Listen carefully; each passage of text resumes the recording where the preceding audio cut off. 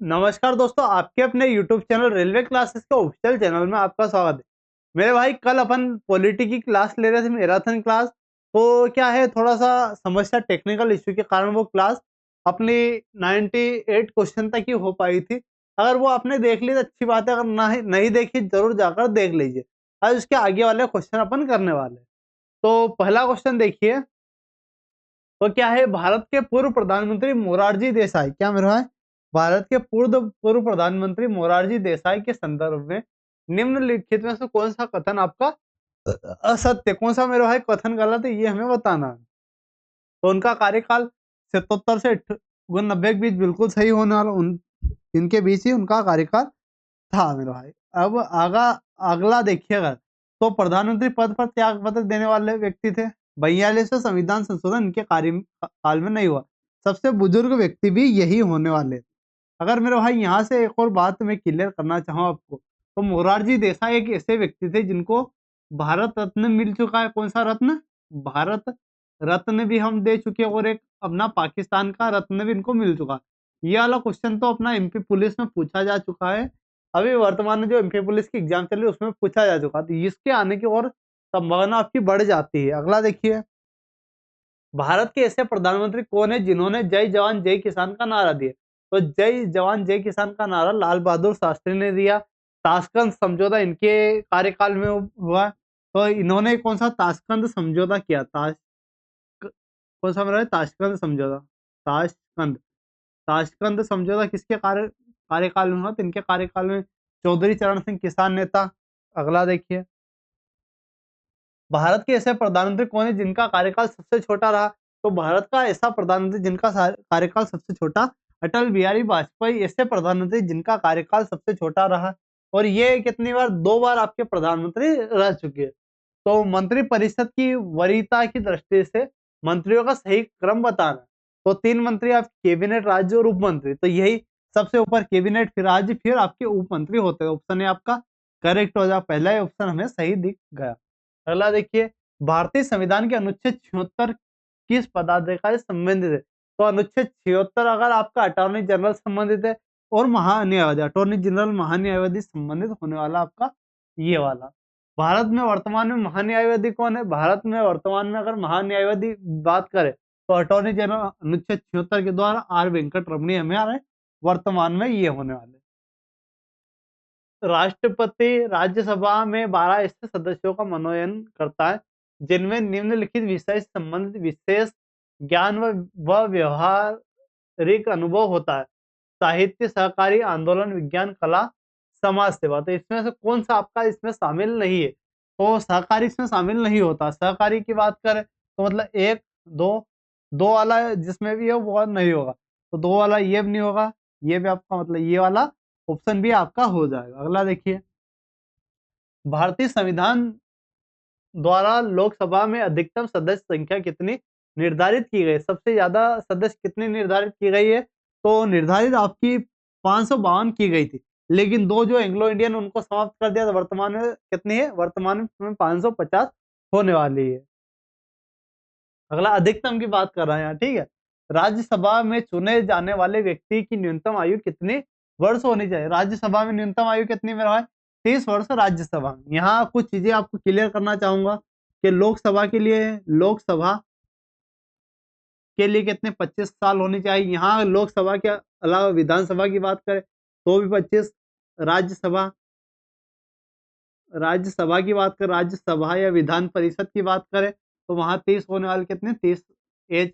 आप प्रेसिडेंट और vice president बोले तो राष्ट्रपति और उपराष्ट्रपति, और आपका गवर्नर के लिए कितनी? 35 वर्ष होनी चाहिए। ये चीज आपको क्लियर होनी चाहिए क्योंकि इससे डायरेक्टली क्वेश्चन। और आपका जो पंचायत पंचायत के लिए कितनी होनी चाहिए मेरा भाई? पंचायत का चुनाव लड़ने के लिए आपकी 21 वर्ष न्यूनतम होनी चाहिए। तो ये आप क्लियर कर लेना।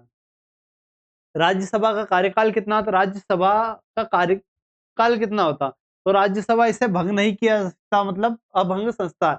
लेकिन राज्यसभा का जो सदस्य होता है, इसका कार्यकाल कितने का होता है? 6 वर्ष का होता है। ये आप क्लियर रख लेना। भारत के संविधान के किस अनुच्छेद में लोकसभा की संरचना को उल्लेख किया गया है? किस अनुच्छेद में लोकसभा की संरचना का उल्लेख किया गया है मेरे भाई, तो इसको देखना। लोकसभा की संरचना हमें कहाँ देखने मिलती है? 81 में।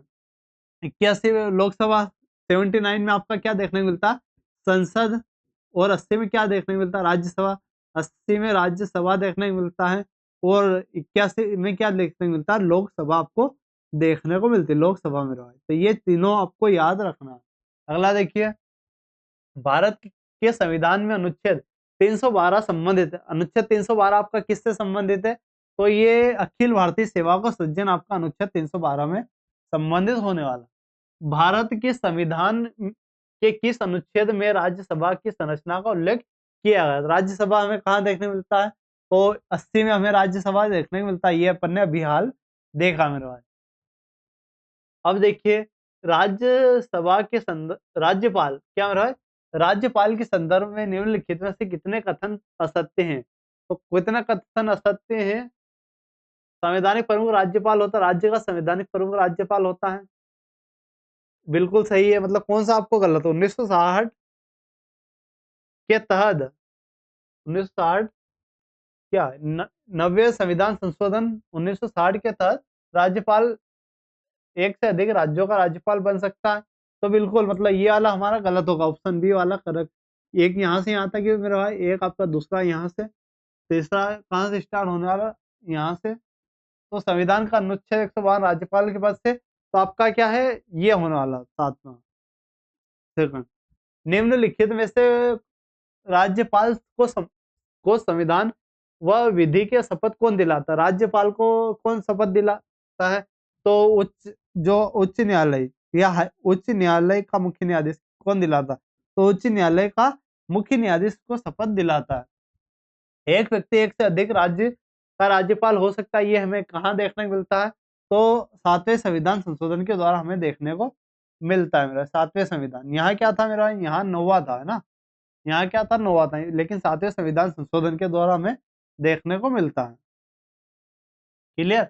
अगला देखिए, निम्नलिखित में से कौन सी शक्ति राज्य के राज्यपाल को प्राप्त नहीं है? इसमें कौन सी शक्ति राज्य के राज्यपाल को नहीं है? तो सैन्य शक्ति इसको प्राप्त नहीं, बाकी कार्यपालिका शक्ति, व्यवस्थापन शक्ति और वित्तीय शक्ति इसको प्राप्त है। अगला देखिए, निम्नलिखित में से किस अनुच्छेद के तहत राज्यपाल नियुक्ति होने के लिए अर्हता का उल्लेख किया गया है? तो राज्यपाल की जो इसकी जानकारी हमें कहाँ मिलती है? इसकी शक्ति भाई क्या होना चाहिए? तो 157 में हमें देखने को मिलता है। ऑप्शन सी आपका करेक्ट होने वाला। सूची 1 और सूची 2, सूची तो हमारा शुरू से ही बिगड़ा हुआ। सूची 1 और सूची 2, तो अनुच्छेद 153 की अगर बात करें तो ये किससे संबंधित? राज्यों का राज्यपाल से। तो 153 आपका ये वाला 4 हमें सभी में दिख रहा है, 153।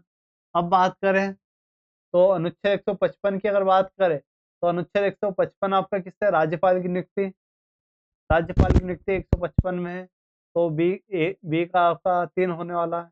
अब देखिए, अनुच्छेद 155 हो चुका। अनुच्छेद 158, अनुच्छेद 158 की बात करें तो क्या होने वाला? ये शपथ और प्रतिष्ठा नहीं, राज्यों के पद की शपथ 158।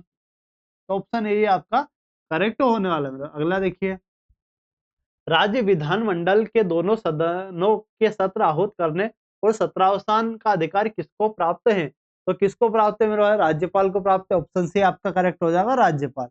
नेक्स्ट देखिए, राज्यपाल द्वारा शपथ ग्रहण की जाती है। राज्यपाल के द्वारा शपथ ग्रहण की जाती है, कहाँ की जाती है? तो किसकी शपथ ग्रहण की जाती है मेरे भाई? तो संविधान की रक्षा की और लोगों के कल्याण की शपथ ग्रहण की जाती है। अगला देखिए, राज्यपाल अपना त्याग पत्र किसको सौंपता है? राज्यपाल अपना त्याग पत्र किसको? राष्ट्रपति को सौंपता है। ऑप्शन ए आपका करेक्ट हो जाएगा।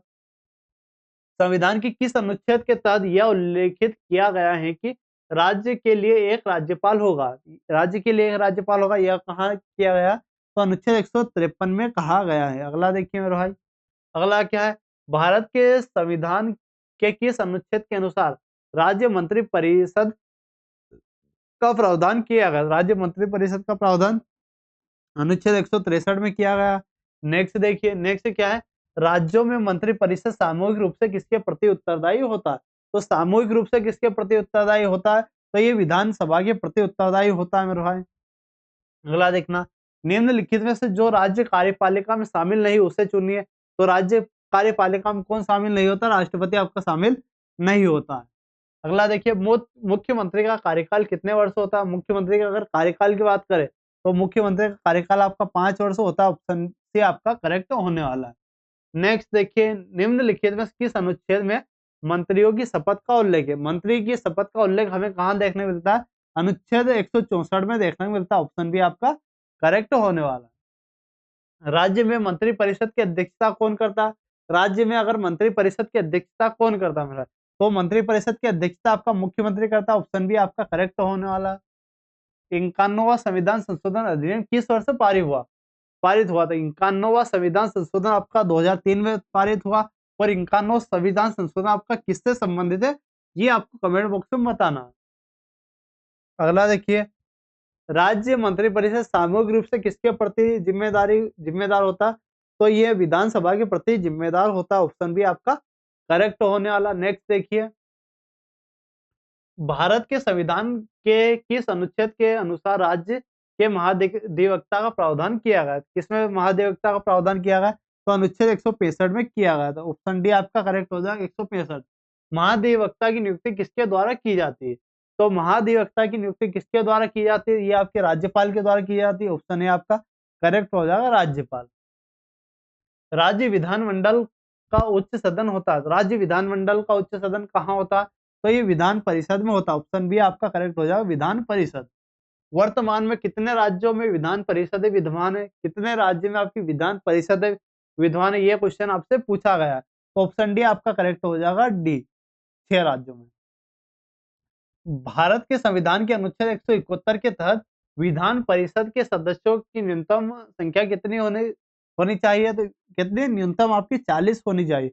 ऑप्शन सी आपका करेक्ट होने वाला। विधान परिषद के प्रत्येक सदस्य का कार्यकाल कितना होता है? तो विधान परिषद की बात करें, यहाँ 6 वर्ष होना चाहिए। और राज्यसभा का भी 6 वर्ष होता है। राज्य विधानसभा को अन्य किस नाम से जाना जाता है? तो राज्य विधानसभा को अन्य किस नाम से जाना जाता है मेरा? तो निम्न सदन के नाम से जाना जाता है। ऑप्शन सी आपका करेक्ट हो जाएगा। विधानसभा का कार्यकाल कितना होता है? 5 वर्ष आपका विधानसभा का कार्यकाल होता है। ऑप्शन ए आपका करेक्ट है। राज्य विधानसभा का सदस्य, जो राज्य विधानसभा का सदस्य प्रत्यक्ष रूप से जनता द्वारा चुने जाते हैं। ऑप्शन ए आपका, जो एमएलए को अपन ही चुनते हैं, तो प्रत्यक्ष रूप से चुने जाते हैं। राज्य विधानसभा की 7वीं अनुसूची में वर्णित कौन से विषय पर कानून बनाए जाते? राज्य सूची में कानून बना सकते हैं। ऑप्शन बी आपका करेक्ट है। विधानसभा की संरचना का उल्लेख भारतीय संविधान के किस अनुच्छेद में किया गया? विधानसभा की संरचना का उल्लेख हमारा कहाँ किया गया? तो अनुच्छेद 170 में किया गया। ऑप्शन ए आपका करेक्ट हो जाएगा, अनुच्छेद 170 में विधानसभा का उल्लेख किया गया। सूची 1 और सूची 2 को सम्मिलित करना है। तो राजस्थान में मेरा है, राजस्थान में कितनी सीटें आपको देखने मिलती है? तो राजस्थान में 200 सीट। राजस्थान में 200 सीट। राजस्थान में कितनी? 200 सीट देखने मिलती है। और बात करें तो पंजाब में कितने देखने को मिलती है? पंजाब की अगर बात करें, पंजाब में मतलब बात करूं तो पंजाब में 117। और आपका गोवा में कितनी? गोवा में कितने देखने को मिलती है? गोवा में 40। और पुडुचेरी में आपकी 30 देखने को मिलती है। मतलब इससे समझ सकते हैं ऑप्शन बी आपका करेक्ट होने वाला है। अगला देखिए, भारत के संविधान में अनुच्छेद 124 किससे संबंधित? तो अनुच्छेद 124 आपका सर्वोच्च न्यायालय, सुप्रीम कोर्ट से संबंधित होने वाला है। वर्तमान में सुप्रीम कोर्ट की हेड कौन है? अध्यक्ष कौन है? तो 52वें तो गवई साहब थे। 52वें आपको 52वां याद करना, 53वें भी अभी आ चुके हैं, लेकिन आपको 52वें गवई साहब ही याद करना। कौन मेरा है? गवई साहब ही याद करने हैं। क्लियर? अगला देखिए, सर्वोच्च न्यायालय का उद्घाटन किसने किया? सर्वोच्च न्यायालय का उद्घाटन किसने किया? तो एमसी सितलवाड़ साहब ने सर्वोच्च न्यायालय का उद्घाटन किया है। सर्वोच्च न्यायालय के प्रथम मुख्य न्यायाधीश कौन थे? सर्वोच्च न्यायालय के पहले मुख्य न्यायाधीश साहब कौन थे? हीरालाल जे कानिया। कौन थे मेरा? हीरालाल जे कानिया साहब थे। नेक्स्ट देखना, सर्वोच्च न्यायालय के न्यायाधीशों की नियुक्ति किसके द्वारा की जाती है? तो ये राष्ट्रपति के द्वारा की जाती है। ऑप्शन ए आपका करेक्ट, लेकिन कॉलेजियम पद्धति के द्वारा ये चुने जाते हैं। सर्वोच्च न्यायालय के न्यायाधीशों की सेवानिवृत्ति कितनी आयु की क्या होती है? तो सेवानिवृत्ति आयु कितने साल की होती है? तो ये 65 वर्ष। कितने? सर्वोच्च न्यायालय की बात कर रहा, अगर हाई कोर्ट की बात करता है तो 62 वर्ष। भारत के संविधान के अनुच्छेद 214 किससे संबंधित है? 214 आपका उच्च न्यायालय से संबंधित है। ऑप्शन है आपका करेक्ट हो जाएगा उच्च न्यायालय। नेक्स्ट, वर्तमान में भारत में कितने उच्च न्यायालय? वर्तमान में भारत में 25 हाई कोर्ट। नवीनतम हाई कोर्ट कौन सा? 25वां आपका high court Amravati high court. कौन सा मेरा भाई? Amravati high court. Amravati high court किसका? आंध्र प्रदेश का आपका अमरावती हाई कोर्ट होने वाला। उच्च न्यायालय के न्यायाधीशों की सेवा निवृत्ति कितनी होती है? तो 65 वर्ष होती है, अभी मैंने बताया। बाकी सुप्रीम कोर्ट की 65 वर्ष होती है। आंध्र प्रदेश उच्च न्यायालय के प्रधान पीठ कहाँ पर स्थित है? तो आंध्र प्रदेश की उच्च न्यायालय की प्रधान पीठ कहाँ है? तो अमरावती। मैंने अभी आपको बताया कि आंध्र प्रदेश के अमरावती में होने वाली। भारत के संविधान का अनुच्छेद 148 किससे संबंधित है? अनुच्छेद 148 आपका भारत का नियंत्रण व महालेखा परीक्षक है। ये कौन है वर्तमान में? संजय मूर्ति। सीएजी की नियुक्ति किसके द्वारा की जाती है? सीएजी की नियुक्ति राष्ट्रपति के द्वारा की जाती है। ऑप्शन है सीएजी का कार्यकाल कितना होता है? 5 वर्ष या 6 वर्ष या 65? 6 या 65 में रहा कितना? 6 वर्ष या 65 वर्ष। भारत के प्रथम सीएजी कौन है? भारत के प्रथम सीएजी कौन है? सीएजी की अगर बात करें, पहले सीएजी की बात करा तो वी नरसिंह राव। कौन है मेरा? वी नरसिंह राव भारत के पहले सीएजी हैं। भारत के वर्तमान सीएजी कौन है मेरा? वर्तमान सीएजी आपके कौन है? तो पहले गिरीश चंद्र थे, वर्तमान में विनोद कुमार। विनोद कुमार है क्या? मैंने बताया। एक बार चेक कर लेते हैं मेरा भाई भारत के वर्तमान सीएजी, फिर मैं आपको बताता हूँ।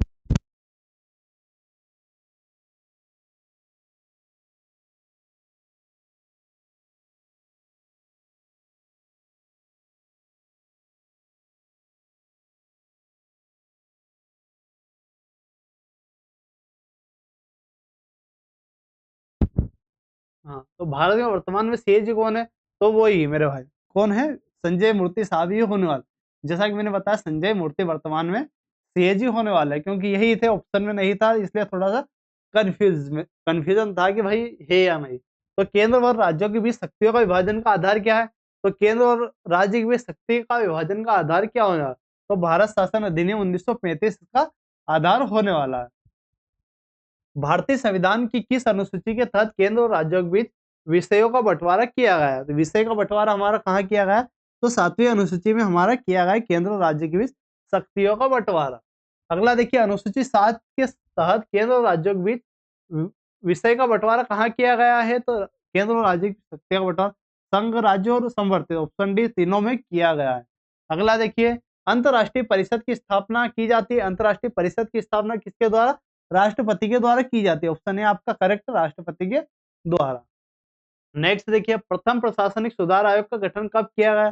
तो प्रथम प्रशासनिक सुधार आयोग का गठन कहाँ किया गया मेरे भाई? तो 1966 में किया गया। ऑप्शन सी आपका करेक्ट हो जाएगा, 1966। द्वितीय प्रशासनिक सुधार आयोग का गठन कब किया गया? तो 2005 में किया। ऑप्शन बी आपका करेक्ट हो जाएगा, 2005। अब द्वितीय प्रशासन सुधार आयोग का प्रमुख सुझाव क्या था? तो अंतर्राज्यीय परिषद की स्थापना, राज्यों को अधिकतम शक्तियां दी जाए, केंद्र पर निर्भरता कम की जाए। तो ऑप्शन डी आपका करेक्ट होने वाला है। सरकारी आयोग का अध्यक्ष कौन है? तो सरकारी आयोग का अध्यक्ष कौन है? मोरारजी देसाई। आपका नहीं नहीं नहीं नहीं मेरा भाई, सरकारी आयोग के अध्यक्ष कौन है? रणजीत जी सरकारिया। नाम में सरकारिया है तो रणजीत जी सरकारिया, यही होने वाला। पुंछी आयोग का गठन कब किया गया? पुंछी आयोग का गठन कब किया मेरा भाई? तो पुंछी आयोग का गठन 2007 में किया। ऑप्शन सी आपका करेक्ट है। भारतीय इंजीनियरिंग सेवा का गठन का सुझाव किस आयोग ने दिया? तो भारतीय इंजीनियरिंग सेवा आयोग का इसका गठन आपने सरकारी आयोग के ने दिया है। अगला देखिए, अंतर्राज्यीय परिषद की स्थापना किस आयोग की सिफारिश पर हुई? तो अंतर्राज्यीय परिषद आयोग के गठन किस, तो ये हमारी सरकारी आयोग की सिफारिश पर की गई। अगला देखिए, अंतर्राज्यीय परिषद की प्रथम बैठक कब हुई? तो ये 10 अक्टूबर 1990 में हुई। थोड़ा सा फास्ट चलेंगे क्योंकि 2 बार हमारी लाइट जा चुकी है, उसके कारण क्या है, थोड़ी सी स्पीड थोड़ी बढ़ानी पड़ेगी। अंतर्राज्यीय परिषद की बैठक की अध्यक्षता कौन करता है? अंतर्राज्यीय परिषद की अध्यक्षता की बैठक आपका प्रधानमंत्री करता है। ऑप्शन बी आपका करेक्ट है। अंतर्राज्यीय परिषद की बैठक एक वर्ष में कम से कम कितनी बार होती है? तो एक वर्ष में कम से कम 3 बार आपकी होती है मेरे भाई।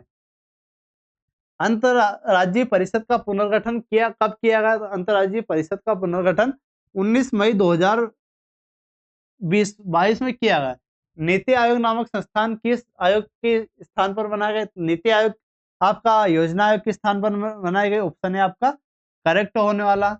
नीति आयोग की स्थापना कब की गई? तो 1 जनवरी 2015 में। नीति आयोग की अध्यक्षता कौन करता है? तो प्रधानमंत्री आपका नीति आयोग की अध्यक्षता करता है मेरे भाई। नीति आयोग के प्रथम मुख्य कार्यकारी अधिकारी कौन है? नीति आयोग का प्रथम कार्यकारी अधिकारी सीईओ की बात करें सिंधुश्री खुल्लर। नीति आयोग का पूरा नाम क्या है? National institute for transforming India. Option भी आपका करेक्ट हो जाएगा। भारत के संविधान का अनुच्छेद 280 संबंधित है। अनुच्छेद 280 किससे संबंधित है? वित्त आयोग से संबंधित है अनुच्छेद 280 मेरे भाई। प्रथम वित्त आयोग का गठन किस वर्ष किया गया? पहला जो वित्त आयोग का गठन है ये किस वर्ष किया गया? तो वर्ष 1951 में पहला वित्त आयोग का गठन हमारा किया गया।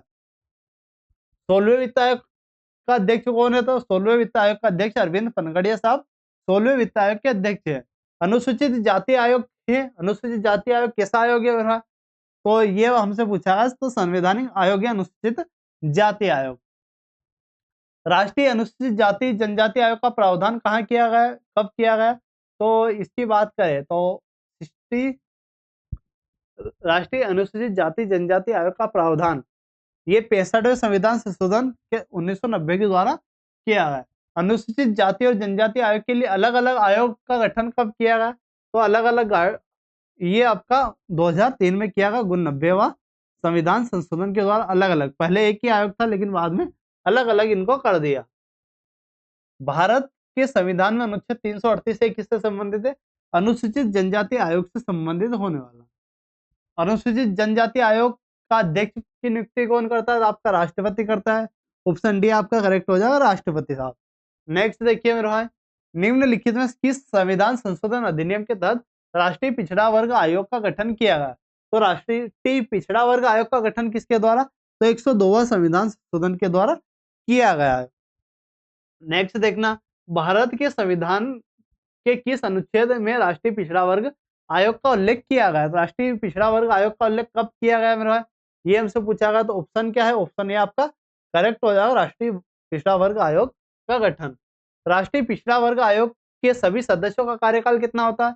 सभी सदस्यों का कार्यकाल आपका 3 वर्ष होता है। ऑप्शन बी आपका करेक्ट हो जाएगा, 3 वर्ष इनका कार्यकाल होता है। राष्ट्रीय महिला आयोग का गठन कब किया गया? राष्ट्रीय महिला आयोग का गठन हमने 1992 में किया गया। ऑप्शन सी आपका करेक्ट हो जाएगा। राष्ट्रीय महिला आयोग के सभी सदस्यों की नियुक्ति किसके द्वारा की जाती है? तो केंद्र सरकार के द्वारा की जाती है। ऑप्शन डी आपका करेक्ट है, केंद्र सरकार के द्वारा की जाती है। परिसीमन आयोग को अन्य किस नाम से जानते हैं? तो परिसीमन आयोग को सीमा आयोग के नाम से जानते हैं। ऑप्शन ए आपका करेक्ट है। परिसीमन आयोग का अध्यक्षता कौन करता है? परिसीमन जो आयोग होता है उसका अध्यक्षता कौन करता है? तो ये बात करें तो उच्च न्यायालय का अवकाश प्राप्त मतलब जो रिटायर हो चुके हैं उनके आपके न्यायाधीश करते हैं। अब तक गठित परिसीमन आयोग की संख्या कितनी है? अब तक गठित परिसीमन आयोग की संख्या आपकी 4 हो चुकी है।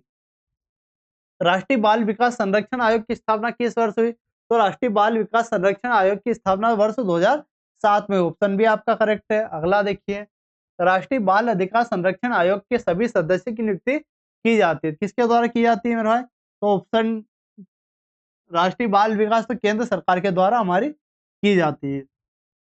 केंद्रीय अन्वेषण ब्यूरो की उत्पत्ति कब हुई? तो केंद्रीय ब्यूरो अन्वेषण की उत्पत्ति 1941 में। ऑप्शन है आपका करेक्ट। केंद्रीय अन्वेषण ब्यूरो का लोकप्रिय नाम कब बना? तो ये हमारा 1963 में बना। ऑप्शन बी आपका करेक्ट हो जाएगा। केंद्रीय अन्वेषण ब्यूरो के संस्थापक निदेशक कौन है? तो डीपी कोहली। ऑप्शन सी आपका करेक्ट हो जाएगा। उद्यमिता, निष्पक्षता और सत्यनिष्ठा नामक आदर्श वाक्य किसका है? तो ये आदर्श वाक्य आपका कितना है? केंद्रीय अन्वेषण ब्यूरो का आदर्श वाक्य होने वाला। राष्ट्रीय विकास परिषद है। राष्ट्रीय विकास परिषद कैसा परिषद? गैर वैधानिक परिषद। ऑप्शन बी आपका करेक्ट होने वाला। राष्ट्रीय विकास परिषद की अध्यक्षता कौन करता है? राष्ट्रीय विकास परिषद की अध्यक्षता कौन करता है? आपका प्रधानमंत्री करता है। ऑप्शन ए आपका करेक्ट हो जाएगा, प्रधानमंत्री। भारतीय संसद का प्रमुख समिति भारतीय संसद की प्रमुख समिति है तो कौन कौन सी है? वित्तीय समिति, स्थायी और तदर्थ समिति। ऑप्शन डी आपका सभी महत्वपूर्ण होने वाली। लोक लेखा समिति की स्थापना कब हुई? लोक लेखा समिति की स्थापना आपकी कब होती है? तो वर्ष 1921 में होती है। ऑप्शन सी आपका करेक्ट हो जाएगा। सार्वजनिक उपक्रम समिति में कुल कितने सदस्य होते हैं? सार्वजनिक उपक्रम समिति में आपके टोटल 22 सदस्य होते हैं। ऑप्शन ए आपका करेक्ट होने वाला। भारतीय संविधान में जम्मू कश्मीर राज्य के लिए कुछ विशेष अस्थायी उपबंध आपको कहाँ देखने मिलता है? भा कहते हैं ऑप्शन डी भाग 21 में देखने को मिलता है। जम्मू कश्मीर पुनर्गठन विधेयक 2019 राज्यसभा में कब पेश किया? राज्यसभा में 5 अगस्त 2019 को पेश किया मेरे भाई। लेकिन ये अलग से कब बने? तो 31 अक्टूबर ये भी डेट आपको कल मैंने कराई थी 2019। 31 अक्टूबर 2019 को ये अलग अलग हो चुके थे। अब क्या जम्मू कश्मीर राज्य पुनर्गठन आयोग 2019 को कितने भागों में विभाजित किया गया? 2 भाग में जम्मू कश्मीर को, 2 भागों, जम्मू कश्मीर और लद्दाख। जम्मू कश्मीर राज्य पुनर्गठन अधिनियम 2019 कब लागू हुआ? तो 31 अक्टूबर 2019, अभी मैंने बताया।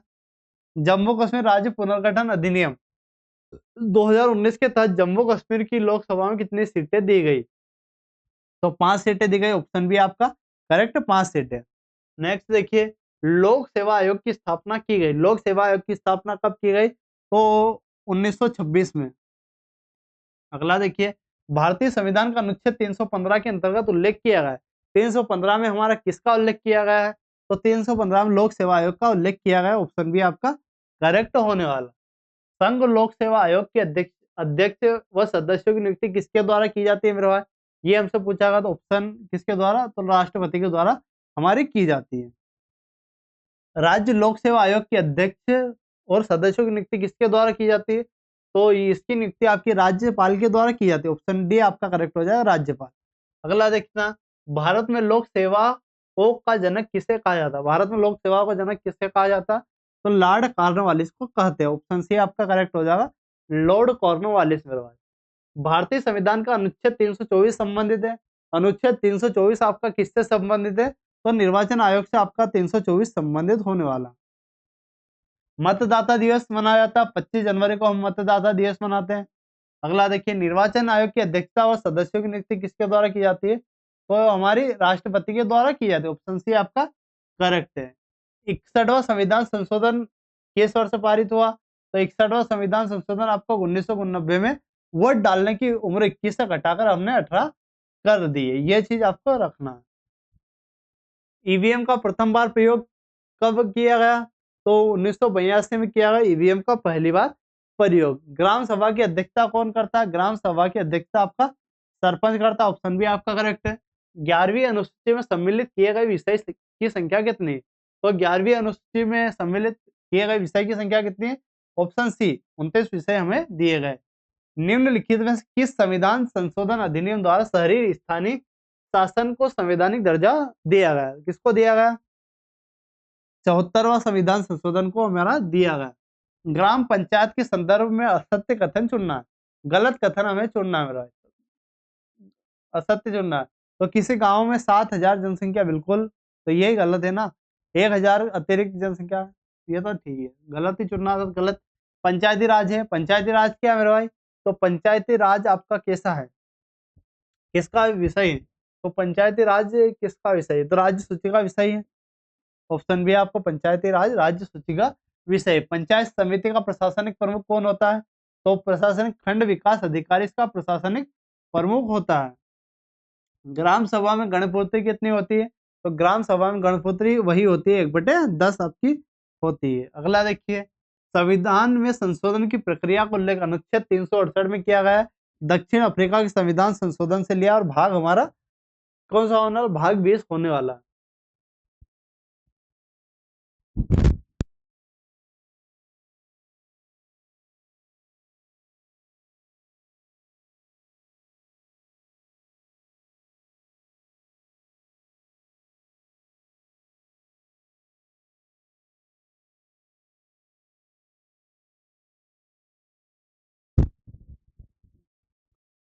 हाँ, तो क्या है, भारत के संविधान थोड़ी सी तबीयत भी खराब है, लाइट भी की समस्या, कोई दिक्कत नहीं आपको, लेकिन आपके सामने कंटेंट यहाँ 100% श्योर आपका सिलेक्शन वाला दिया जा रहा है। भारत के संविधान में 44वें संविधान संशोधन के द्वारा कौन से अधिकार को मौलिक अधिकार से श्रेणी से हटा दिया गया? तो यह कौन सा संपत्ति का अधिकार? 300 ए में हमने डाल दिया। कहाँ डाल दिया? 300 ए में मेरे भाई डाल दिया है। कौन से संविधान संशोधन अधिनियम द्वारा वस्तु और सेवा कर जीएसटी को संवैधानिक दर्जा दिया गया? 101 के द्वारा जीएसटी को संवैधानिक दर्जा दिया गया। अगला देखना, भारत के संविधान में होने वाले 97वें संविधान का सरकार किस विषय से? तो ये 97वां संविधान संशोधन किससे मेरे भाई? सहकारी समिति संबंधित सहकारी संस्थाओं गठन और कार्य संचालन इसमें देखने को मिलता है। कौन सा संविधान संशोधन अधिनियम के द्वारा पहली बार संविधान में दल बदल विरोध? दल बदल हमारा 52वां संविधान संशोधन अधिनियम द्वारा दल बदल वो 10वीं अनुसूची। कौन से संविधान संशोधन अधिनियम द्वारा उच्चतम और उच्च न्यायालय के न्यायाधीशों की नियुक्ति के लिए राष्ट्रीय न्यायिक नियुक्ति आयोग को क्या बोल रहा है? अधिनियम द्वारा किया गया। ये 121वां संशोधन विधेयक। लेकिन अगर बिल की बात करें संविधान संशोधन तो ये 100वां। कौन सा मेरा है? ये अगर बिल की बात करूं मैं, बिल कौन सा होने वाला? 99वां संविधान संशोधन अमेंडमेंट होने वाला है। ये अपन ने रिजेक्ट कर दिया। लेकिन विधेयक कौन सा था? 121वां विधेयक था। ठीक है, विधेयक और अधिनियम में दोनों में फर्क होता है आपका। ठीक है, तो 99वां था, लेकिन क्या है, विधेयक आपका 121वां था। तो आपको कंफ्यूज इसमें नहीं होना। अगला देखिए, निम्नलिखित में से किस संविधान संशोधन अधिनियम, ये अधिनियम की बात कर रहा है और ये यहाँ विधेयक। ये अधिनियम अगर आता तो अधिनियम, यहाँ विधेयक की बात करी, अधिनियम यहाँ अधिनियम की बात कर रहा है ना थोड़ा सा। हाँ ठीक है, कोई दिक्कत नहीं, यहाँ कोई दिक्कत नहीं। 99वां संविधान संशोधन अधिनियम। ठीक है, विधेयक पूछता है 121वां विधेयक हो जाता है। ये दोनों में लोड नहीं लेना। अगला अगला क्या देख चुके हैं मेरे भाई? तो ये क्या है? संविधान संशोधन नारी शक्ति वंदन अधिनियम 106वां, नारी वाला 106वां। सूचना का अधिकार सर्वप्रथम मांग कहाँ पर की गई? सूचना के अधिकार की मांग राजस्थान में की गई। ऑप्शन है। सूचना का अधिकार संपूर्ण भारत में कब लागू हुआ? सूचना का अधिकार संपूर्ण भारत में 12 अक्टूबर 2005 को हमारा लागू हुआ।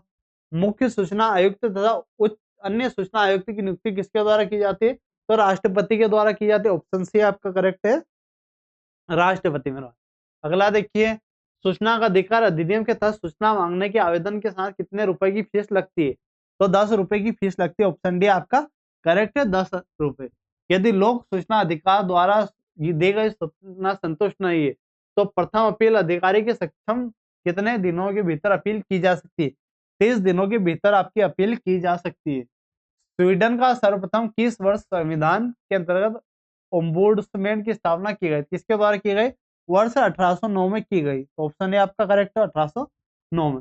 किसके नेतृत्व में भ्रष्टाचार के विरोध में भारत आंदोलन चलाया गया?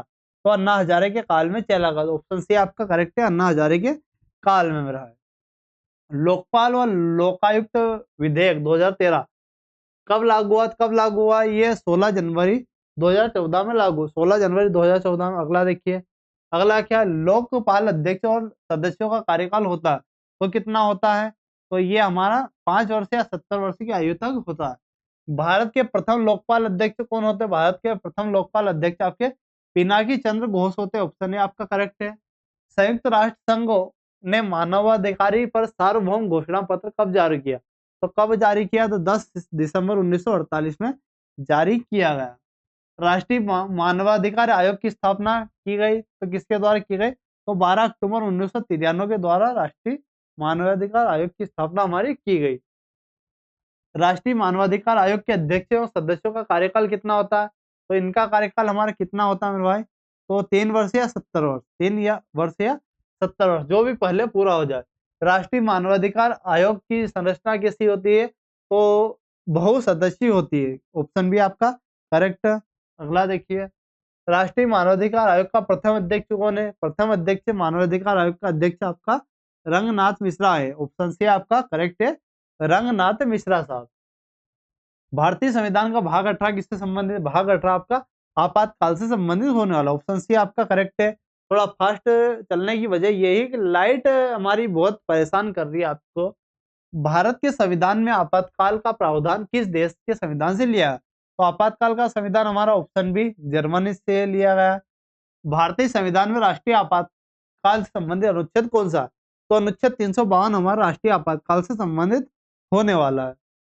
अगला देखिए, भारत में अब तक कितनी बार राष्ट्रीय आपातकाल लग चुका? भारत में अब तक 3 बार राष्ट्रीय आपातकाल लग चुका। ऑप्शन सी आपका करेक्ट है।